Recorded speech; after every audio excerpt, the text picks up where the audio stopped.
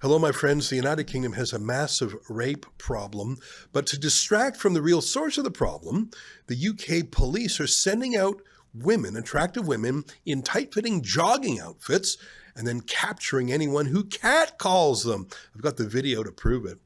But first, let me invite you to become a subscriber to what we call Rebel News Plus. It's the video version of this podcast. And I'd like you to see these joggers. They're going out jogging. They're not quite supermodels or anything, but they're very pretty policewomen who are going out jogging to trap men into whistling or complimenting them or even honking their horns. And then the police jump in. It's a crazy non-crime exercise to distract from the actual rape crimes in that country. To see it, though, you need to become a subscriber. Go to rebelnewsplus.com. It's $8 a month, which might not sound like a lot to you, but boy, it adds up for us. Go to rebelnewsplus.com. Oh yeah, one more thing. Thanks for tuning into this podcast. If you appreciate the news that Rebel brings you, consider being a part of what makes it possible. You can do so by subscribing to our exclusive content at rebelnewsplus.com. That means get exclusive shows, documentary, behind the scenes, and more. And it's for a cheap price as low as $8 to start. We appreciate your support.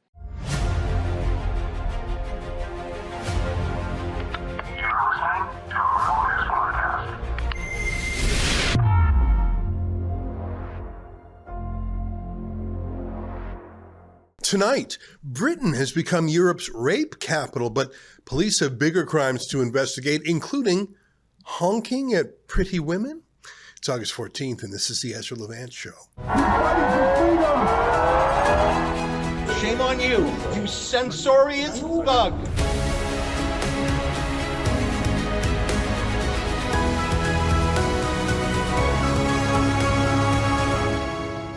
I keep watching those migrant hotels in the UK that I visited a few weeks ago. There was one in a small town called Epping that now has another alleged rape committed by a migrant resident in the hotel there. This craziness isn't stopping.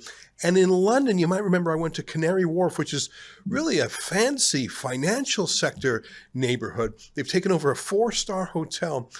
There's protesters there, and one man who I have to say looked demonic.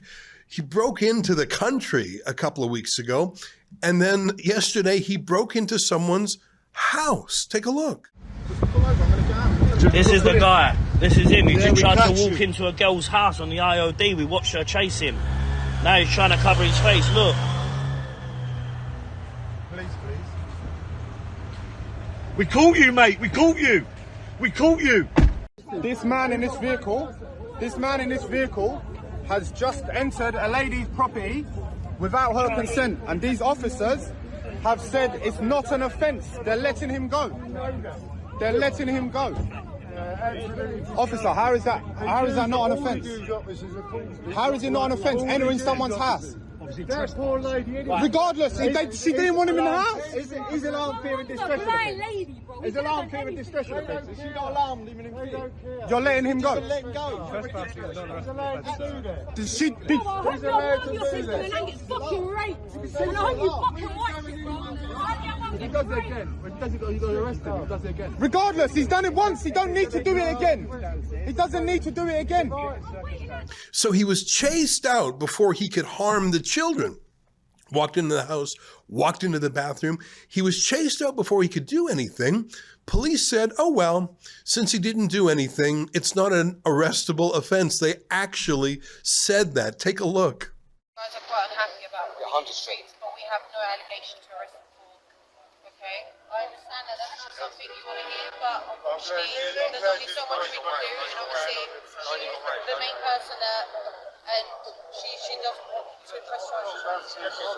She does want to press charges. She just said to me. What's the alleged offence?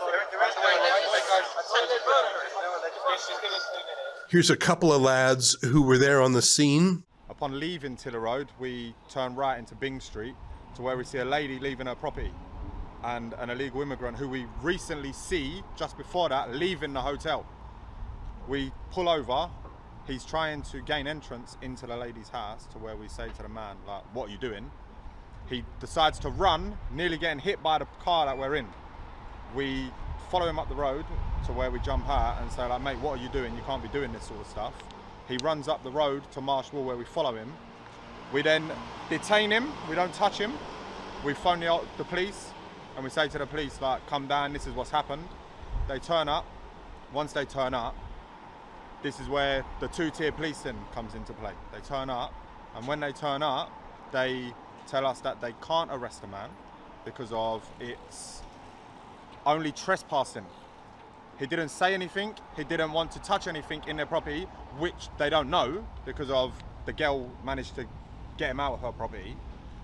They put the man in their vehicle and drive him to return him to the Britannia Hotel on the Isle of Dogs, Canary Wharf. We then get down there, and then when we get down there, that's where all the two-tier policing starts. They say they can't arrest a man through trespassing not being a criminal offence, a civil matter. What was he doing in there? What's he doing in the property in the first place? What's his intentions of going into their house? And then once we get down there, they then started issuing, what was it? Section 35 got done for. So the old bill said you've got to leave the property and you can't come back till 2 o'clock in the morning. You might find this hard to believe, but the migrant was not charged, but the homeowner was, because she wouldn't disperse. Just absolute two-tier policing, and we're starting to get that way in Canada too, aren't we? Imagine saying trespass is not an arrestable offense. I really worry for the United Kingdom. By the way, I'm very excited about this news. We have a new contributor from the UK. That way I don't have to fly over there all the time, even though I love it. Emma Dunwell did this demo video for us, which I love so much, we published it. Here, we won't run the whole thing. You can watch it on our channel, but I think she's doing a great job. Take a look at this. This is Emma Dunwell reporting for Rebel News, and today I am in Waterlooville near Portsmouth, and I'm just outside a Boots on London Street, the flats above which were proposed by the Home Office to be used to house 35 asylum seekers.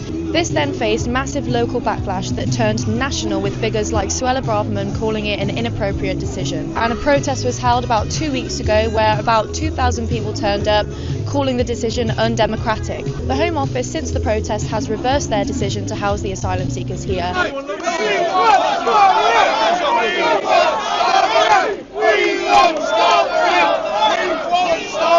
I don't agree with anything at all with illegal immigration. Illegal immigration is what it says. It is illegal and nothing is done about it. These people aren't vetted. We don't know what they've done, where they've come from, whether they're criminals or not. But these are illegal migrants and they are not refugees. I won't walk through a park in the daytime. And I think the priorities are wrong. I think we should be housing our own homeless first, because they're the ones that pay the taxes. I think they should start putting Britain first. British people first. And they're not. That's Emma Dunwell, and I hope to have a lot more videos from her. She's a young woman who's doing citizen journalism. I think she's got a really good style, and hopefully she can be our feet on the ground. I'll still go over there from time to time, of course, but I think she's doing a great job.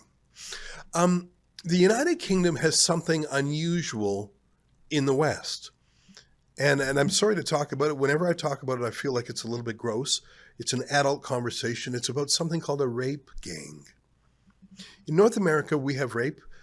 Typically, it's a smash and grab situation, or someone trapped in a situation, and it's a one-off.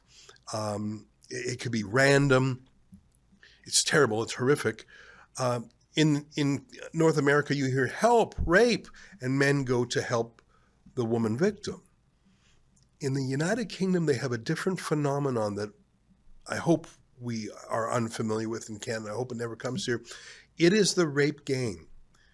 10s, 20, 30 men raping together or consecutively the same girls night after night.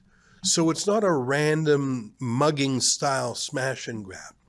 It is young children, as young as 11, 12 years old girls, who are tricked and groomed and extorted, and then they're forced to have sex with a gang of men every night, sometimes for years. You may have seen this image that I've shown before. It's the front page of a newspaper when 1,400 girls in the small city of Rotherham, UK, about 100,000 people, were raped for years by overwhelmingly Pakistani Muslim men. How does it happen? How does it happen that men would rape together as a dark team? Well, part of it comes from the rape culture in Pakistan.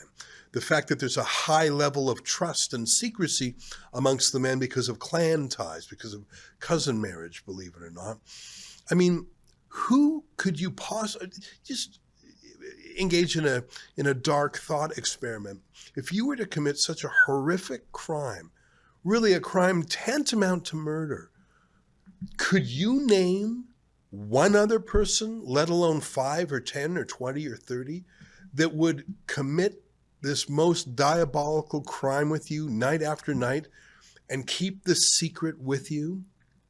It's unthinkable in Western society.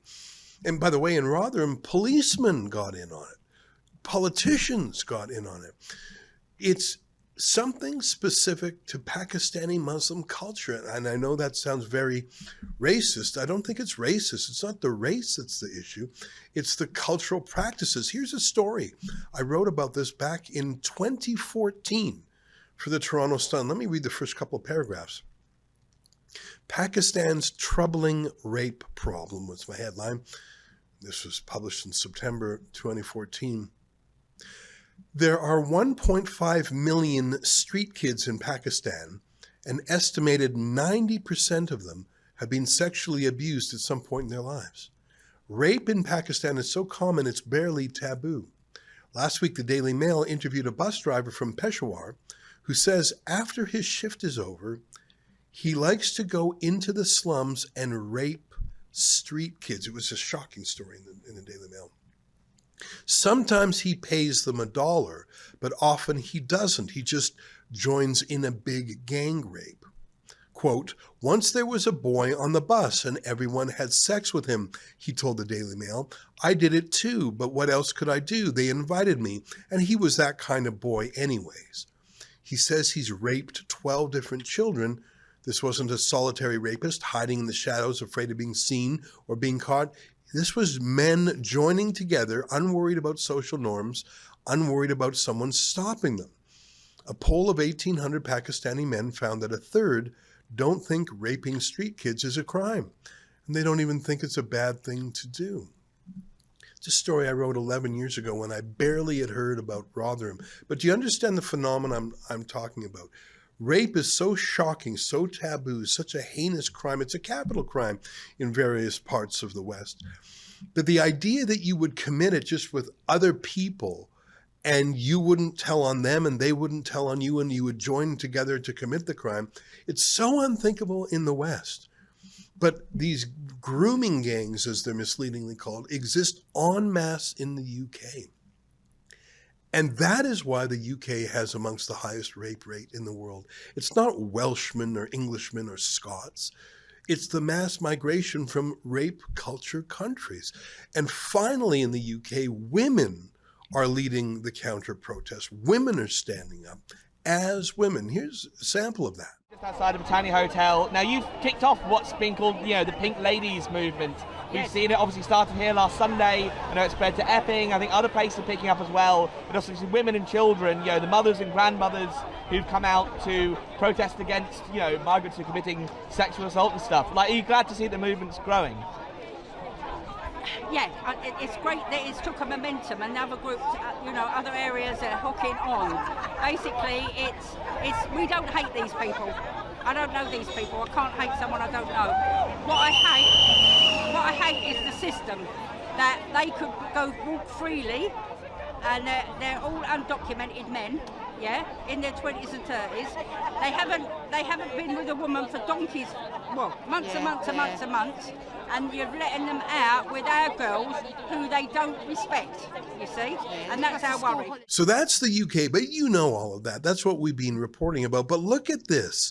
Here's some news from Surrey, not Surrey, BC, the original Surrey in the UK. These women aren't friends out for a run, they're actually undercover police officers taking to the streets in Surrey as part of a new operation trying to stop people catcalling and harassing female runners. We get honked at, the staring, the hanging out of the window just to look at us, and it's so prevalent.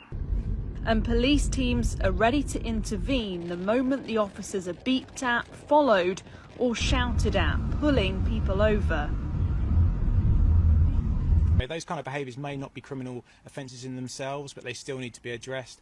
And of course, the people that are likely to commit those kind of behaviours. Oh, really? Here's another video from the Surrey police. Take a look. Hi, I'm Abby. I'm going out on my afternoon run. I enjoy running. I'm trying to get fitter and trying to get a bit more cardio done. What happens if I do get catcalled? I feel diminished. I just feel uncomfortable. It just makes me feel a little bit like, what are they getting out of it? It makes me feel uneasy. And then instantly it's just ruined my run. I just don't want to, my name is PC Abby Hayward. I work out of North Division, so I'm on Runnymede Safer Neighbourhood team. So the change I'd like to see is for people to recognise that it's not right. It's not just a small act, it's a thing that can make someone feel really quite uncomfortable. So I think it's important Surrey Police are taking it so serious. It's one of our force priorities, and for me that makes me feel proud to work for Surrey Police, because for me it's such a personal experience, and I know for a lot of other, if not all other women who experience it. You know, being grabbed off the streets and raped in a dark corner, that is a problem, but it's not as widespread as the grooming gangs who go after vulnerable children again and again.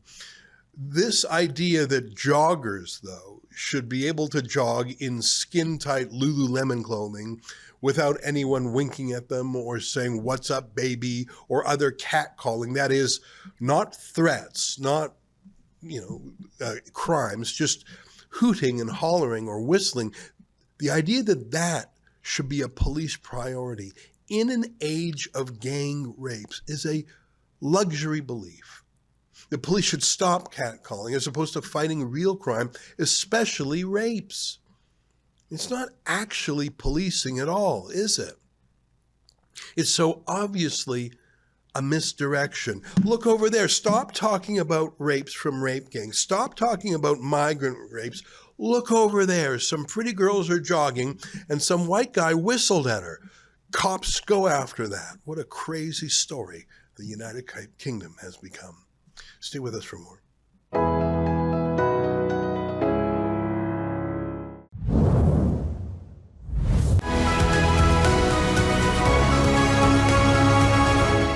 It is human nature to be aware of dangerous things. We teach this to children. Beware of strangers, stranger danger. It's a natural instinct. Fear is an important emotion over the generations. It is an evolutionary strategy to stay safe. And there's nothing more innate than parents protecting children from other predators, including other adults who would have their way with them. And one of the tactics that is necessary by people who take advantage of young children is to defeat that natural reflex, that defensiveness, that revulsion or fear when an adult presents himself in an inappropriate way to a child. There's a psychological term called DARVO. It's an acronym: deny, accuse, reverse victim, and offender. What I mean by that is if there's a sexual offender who is challenged on that, one of the manipulative techniques, a form of gaslighting, is to flip things around and say, no, you are the offender, I'm the victim. I didn't do anything wrong, you did. And it's a strategy that is implicit in the fight against transphobia. Let me be more specific what I'm saying, because I'm speaking perhaps too abstractly. How do you get mama bears? How do you get mothers to back away and let men, including grown men, have access to their girls in a change room? How do you defeat that maternal protective instinct. How do you defeat that instinct in teenage girls to stay away from men in a change room? If you go into a bathroom or a change room and there is a man there, let alone a naked man, the instinct is to withdraw, to call for help, to sound the alarm. But transphobia, a made-up word, means that if you do so, DARVO, deny, accuse, reverse victim and offender. If you make a fuss about it, if you rely on your instincts that this is a dangerous situation, you are now called the offender, and the man in the change room is called the victim. And these are very difficult stories to report on for obvious reasons, because anyone who talks about them is DARVO'd. Anyone who reports about them is called an offender, a transphobe. And in so many of these sports environments, children have been practicing their sport for years, since they were very little, and perhaps they're trying to make a national team. And it would wreck it if they got into a political fight. It's very hard to report on. Our friend David Menzies is one of only a handful of reporters in Canada who dares to do so. And so I am delighted to see a second reporter covering this beat. Let me read to you a recent headline in True North, our friends in an independent media outlet. Exclusive: girl athletes silenced over concerns about male teammate in dorms. Members of Team Nova Scotia's girls volleyball roster returned from the Canada Cup in Toronto under threat of sanctions after raising private concerns against competing against a male teammate. The author is Melanie Bennett, and she joins me now from a secret location in Ontario. Melanie, great to see you again. Hi, Ezra. Thank you for asking me to join your show again. Well, you know, if you keep writing stories like this, I'm going to keep asking you to join the show because I want to hear about it. It is difficult to report because people do not want to pop their head up to warn, to blow the whistle about men in women's change rooms because they'll be denounced as transphobic. Right, but in this case, it's not a man. We're talking about a minor, so it's a boy. As far as I understand, he's 17 years old. And the adults around him are the ones, I think, that require a little bit of scrutiny, because this whole story upset me an awful lot when the whistleblower leak, the person came to me. I can't really disclose any of their information, but the whole premise is that this kid, this young male, was included on a team, and his team kept winning and winning and winning, and he ended up winning most valuable player, ended up doing the cup in Toronto. And some girls complained, some young girls complained. They're all underage, that they're away from their parents, out halfway across the country, unaware of what's going on, and raised some private concerns, like you pointed out, private concerns on a private app amongst themselves. I'm sure that young girls knew that they weren't allowed to complain about these sorts of things, given the education that we give them now. But that wasn't enough. They're not even allowed to complain in private messages. That was leaked to the coaches, and the girls returned home, like you said, under sanctions. Let me read one of the most infuriating lines from your report. The male's inclusion on the girls' provincial team required him to travel to Ontario and share accommodations with female athletes. I remember when I was young and I would go on tours with other high school kids. Of course, you would share hotel rooms with, a couple of beds in the room. You were saving money. And it was same sex. Girls were with girls and boys were with boys. What you're reporting to me is that this 17-year-old, and yeah, it's a minor, but a 17-year-old boy is tantamount to being a man. Certainly physically, a 17-year-old is a man. And to have man... To be clear, I'll correct you on this. Just to be clear, I'm from what I was told, they didn't actually share rooms. They did have a shared bathroom. Okay. But the rooms themselves were private. So the girls weren't sharing rooms at all. Thank you for clarifying that. I'm glad you did. Sharing a bathroom could, I don't know the actual physical setup. Was there a lock on the door, etc.? So that makes it less acute.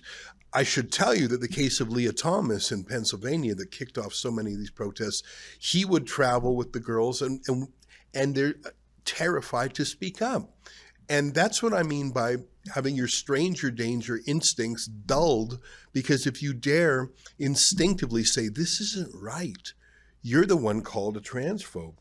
Well, listen, these girls are terrified too, because if you think about it, they're at an age where next year, like they're elite. Okay, so these are elite youths who are competing at a high level, perhaps for scholarships, for maybe to be professional. And so right now there's a male coming in at the elite level at 17 years old. They have another year of high school left. And these girls complaining about somebody being in their spaces, possibly taking their trophies and their scholarships and whatever else, they're being threatened with being expulsed from the team in their last year. That would effectively remove them from any possibility in the future. So there's a really heavy hand here by the adults in the situation to keep this quiet. And also, I'll point out, I saw many communications that I couldn't share because I would identify the people who spoke to me, but it seems to me they were talking, the coaches in Volleyball Canada were talking about an LGBTQ+, I think he called it, athlete, but they never specified that this person was a trans identified male in the girls' sport. They didn't say that. Right. They said LGBTQ+ athlete. So it seems to me there's a lot of effort to hide what's going on and make it look like it's this kid who happens to be gay who's being bullied, which is not the case at all. Mm-hmm. He is the bully, even if he's not expressing himself verbally as the bully. His presence is bullying, and the fact that everyone is terrified to talk about it proves it. I see that the coach in your story, Coach John Elliott, summoned players in a meeting, condemned the chat as disgusting, laced with transphobia, rude and disrespectful. So this is pure DARVO. This is how you extort a youth. And you know what? It's funny because one of the things I cover, Melanie, is I look at how these girls in the United Kingdom, and I mean girls, they're as young as 11, they use the word groomed over there. They're exploited. They're not just raped once. They're raped every night for years by scores of men. It is a mass industrial rape. How? How do they get these girls to do it? And through extortion and fear. And if you talk about it, we'll expose you to your mom. And if you talk about it, we'll punish you. Like it is such a psychological extortion of these girls. I see that happening on a grave scale. In the UK, obviously this is not rape. So there's that important distinction. But psychologically terrifying the victims. Don't you say a word. If you do, you're the bad one. We will condemn you. We will ruin your life. It is the same gaslighting tactics, thank God on a smaller scale, but it's the same species as what I see in the UK. Well, I would agree. I think the adults here are bullying. However, I went and looked at the policies because I wanted to see if this is actually within their code of ethics, and it absolutely is. In the code of ethics and their policies, they do. There's some research, some scientific research apparently that they based it on, and they do recognize that males jump higher, hit harder, serve faster, or serve harder, all these things, but that wasn't enough really to stop the males within the female sport. And so they create all these policies to include trans people and obviously keep it quiet from everybody else. And in this case, I think absolutely these girls are being bullied, and that bullying by adults and threatening, frankly, is being supported by policies. So unless those policies change, unless the ethics in sports committees actually do anything about this, which at this point I'm not sure they will, without a significant amount of pressure, this is just going to continue because it's all about protecting the male who happens to be in female sport from any kind of outing, I guess you could say, and exclusion from the sport, regardless of the fact that we consistently see males who play on female sports, even with estrogen, winning best player. They're winning cups, they're winning trophies. And obviously the team that has the male on the team, they like that because their team is consistently winning. They have the best player on there. So I think we need to start putting pressure on the organizations and the policies that allow this to happen. Yeah. Another way to describe what you're talking about is cheating. There's a reason why sports have different gradations, different ages. You wouldn't have 12-year-old hockey players skating against 18-year-old hockey players. That's not sport anymore. You wouldn't have a 250-pound super heavyweight boxer fighting against a featherweight. That's not sport anymore. And to get around that is cheating. And when you have someone who's biologically male, I don't know the 17-year-old biological male to which you refer, but I'm guessing that he was a mediocre athlete on the men's team, and then he decided he wanted to win, like so many of these gross U.S. cases. That's called cheating. The thing is, it's not just cheating, it's putting these girls in a terrible position, violating their physical integrity, safety, security, peace of mind, and like you say, stealing the awards from them. I got one last question for you. The United States is going gangbusters in the other direction. The University of Pennsylvania has stripped Leah Thomas of his medals and has re-awarded them to the girls who should have won it. Donald Trump passed an executive order within hours of becoming president, banning this sort of thing and enforcing it through civil rights laws. Universities across the U.S. are complying, so are different sports leagues. It really is a complete pendulum swing back towards women and girls and away from trans extremists. It's actually incredible to behold. Has that U.S. state of affairs, or will it, cause things to change in Canada? And one of the ways it could is if Canadian teams travel to the U.S. to compete, I presume they wouldn't be allowed to bring their trans player along. Is there any sign that U.S. Reaction is coming to Canada? I mean, I would be speculating. What I can say is that within the documents that I saw, there was some recognition that when the athletes play abroad, that there might be different rules. Like, for example, in Canada, the males or females who participate on the other side, but really we're talking about males and female sports here, that there's no requirement for them to take any tests like estrogen test or not estrogen test, sorry, hormone tests or anything like that. But they recognize that that might be the case when they go abroad. So there's already sort of provision, like they understand that the rules might be different in different countries. Whether or not that actually translates, what they're doing in America actually translate in Canada, I don't see any evidence of that happening within our country right now, because it seems to me these policies, they're not changing. There's no conversation around changing gender identity and expression policies, whether it's in sport or education or anything that I've looked at so far. Now that I think that could change, but it will require a little bit of pressure for that to happen. Yeah. Well, Melanie, I sure am glad you reported on this story. It's very rare to do so. And I'm sure you've received flack from trans extremists for it. You're smiling. That tells me you... No?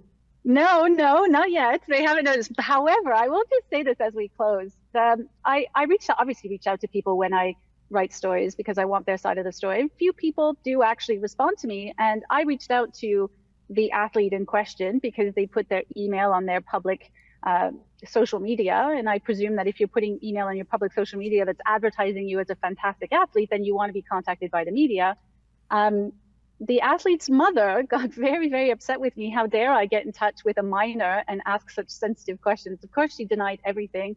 But that was, I guess, the only pushback that I got. I didn't hear back from anybody yet. So what I'm saying is, I don't think it's necessarily as dangerous to address these issues as people would like to think. I think maybe people are perhaps a little bit too shy and too worried about the impacts on them. I think we just need to be a little bit braver, because at the end of the day, I don't have activists coming up on canoes trying to attack me right now, do I?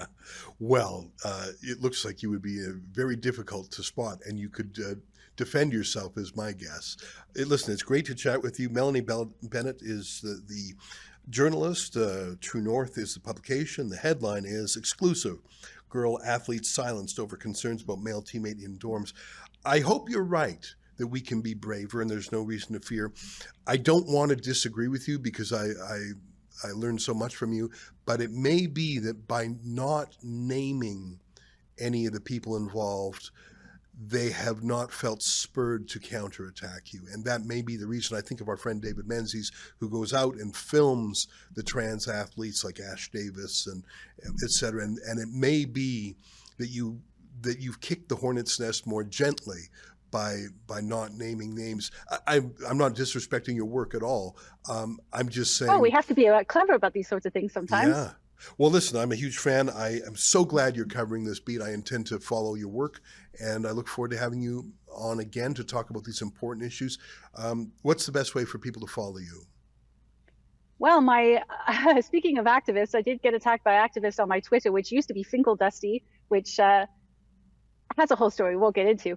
But so they managed to ban that account. So now it's real Finkel Dusty, which you're welcome to go follow me there to gather my following count again. Or I'm on Substack, Melanie Bennett on Substack, where all of my articles get published in the post day. All right, well, we'll check it out. There she is, Melanie Bennett, in an undisclosed location, ready to defend against any attack, amphibian or terrestrial. Stay with us, more ahead.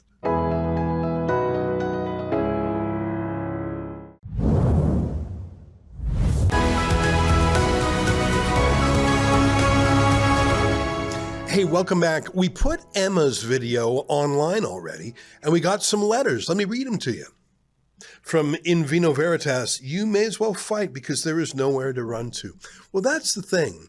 I mean, we talk about indigenous homelands and ethnic homelands. What is the homeland for the British people? An ethnicity, Anglos, the Welsh, the Scots, that goes back centuries or even thousands of years. Why should they not have a homeland the same way Italy should be for Italians and France for the French? I support that. And the thing is, the UK, they got nowhere else to go. Next letter from Hen Sid, who said, Starmer, that's the prime minister over there, Starmer tells us they are doing something about it, and that is true. He is paying the French millions to push the boats out to sea, sending them on their way to the UK. You know, Donald Trump has got the flow of illegal migrants across the southern border down to practically zero. In fact, I think some months it actually is zero. There's no technical problem, physical problem stopping the United States from, letting in what it was let in under Joe Biden's term, 13 million people. There was no technical problem that Joe Biden had. The border police had the tools. They were just told not to use them. The United Kingdom has remained a free country for centuries because of the English Channel, a natural moat. And the Royal Navy, even to this day, is a mighty force. The only reason they're allowing these dinghies to cross is because that is a choice made by their government. John Hunter says Canadians need to be doing the same thing. It's not racist to disagree with people who have different values than Canadians. Their skin tone is irrelevant. That's exactly right. And when I talked about the rape culture, that's not connected to the hue of skin of people from Pakistan. It's just a culture in that country. And I quoted from a 2014 article I wrote about a shocking incident. By the way, in the rest of that story, the bus driver saw the rape in the back of the bus. He pulled over and joined in. That is unthinkable in Canada. Absolutely unthinkable. That is a true rape culture. And how can you bring in hundreds of thousands of men, millions even, from those countries, dump them in the middle of a high-trust society where, you have women jogging in Lululemon. The problem is not the catcalling, I can assure you. It's the rape. It's our show for today. Sorry to talk about such heavy things. Until tomorrow, on behalf of all of us here at Rebel World Headquarters, to you at home, good night, and keep fighting for freedom.